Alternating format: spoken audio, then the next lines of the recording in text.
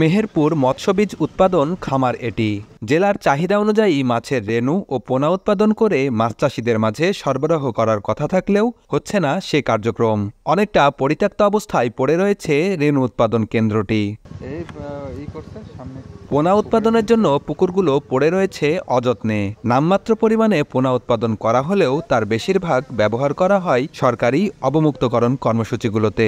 অথচ মাছের রেণু ও পোনার চাহিদা পূরণ করতে হয় অন্য জেলা থেকে আমদানি করে। এতে মানসম্মত মাছ উৎপাদনে আর্থিকভাবে ক্ষতিগ্রস্ত হচ্ছেন অভিযোগ চাষিদের। মাছের রেণুটা আমাদের নিয়ে আসতে হয় যশোর, ঝিনাইদহ কিংবা কেউ কুষ্টিয়া থেকে। মেহেরপুরে যদি উৎপন্ন হতো তাহলে আমরা পুকুর চাষের অনেক লাভবান হতাম। বাইরে থেকে যদি মাছ নিয়ে আসি ওরা সঠিক মাছ দেয় না, ওরা ভেজাল মাছ দেয় কিংবা দাম বেশি নেই।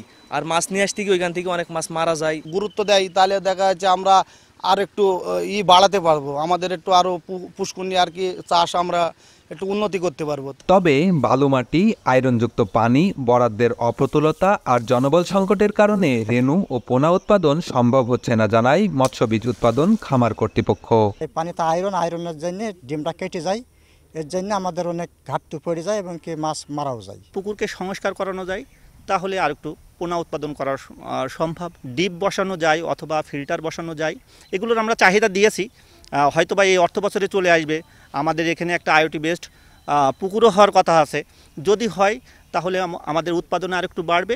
জেলায় হ্যাচারি তৈরির জন্য সব ধরনের সহযোগিতার আশ্বাস মৎস্য কর্মকর্তার। হ্যাচারি স্থাপন করার যে বিভিন্ন কারিগরি সহায়তা এবং যে বিভিন্ন সহযোগিতাগুলো রয়েছে সেগুলো আমরা আরও খতিয়ে দেখব যে অ্যাকচুয়ালি ফিল্ড পর্যায়ের সমস্যাগুলো কী কী, সেই আলোকে হয়তো আমরা পরবর্তী ব্যবস্থা গ্রহণ করব। জেলায় ৪,৪৯৫ হেক্টর জলায়তনে মাছ চাষ করেন ৬,৯০৯ জন, আর জেলে রয়েছেন ২,২৩০ জন। বেনিয়ামিন, সময় সংবাদ, মেহেরপুর।